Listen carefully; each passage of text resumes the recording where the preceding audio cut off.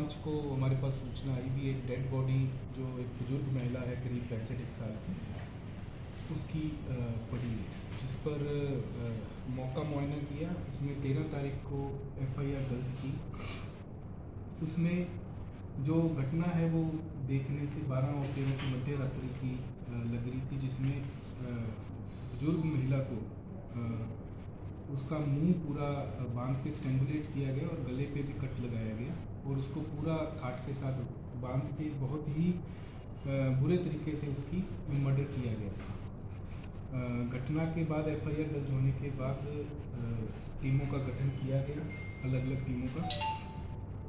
उसमें अनुसंधान के दौरान टेक्निकली हेल्प से, CCTV कैमरास की हेल्प से और साथ में जो भी रावतों की ढानी में करीब जो 2 किलोमीटर की परिधि में जितने भी घर आते थे या जिनका आना जाना था, उनके पूछताछ करने के बाद 2 लोगों पे हमें डाउट हुआ, जो कि एक तो था चिंटू उर्फ महावीर पुत्र बस्तीराम और एक उसका ही बड़ा भाई प्रकाश पुत्र बस्तीराम।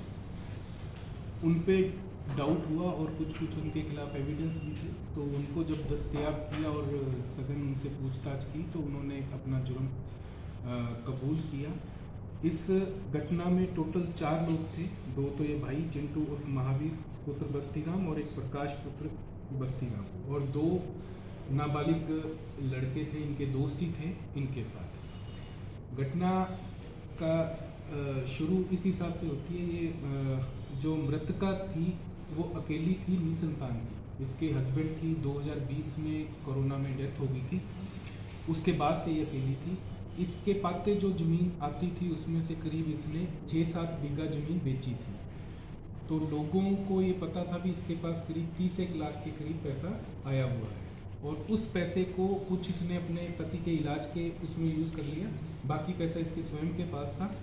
और वो रास और अपने गांव में आसपास ब्याज पे पैसे देने लेने का काम करती थी। जो मेन अभियुक्त हैं चिंटू और प्रकाश, इसके जो पिता हैं बस्तीराम, इसका भी इनके साथ पैसों का लेन देन चलता रहता था।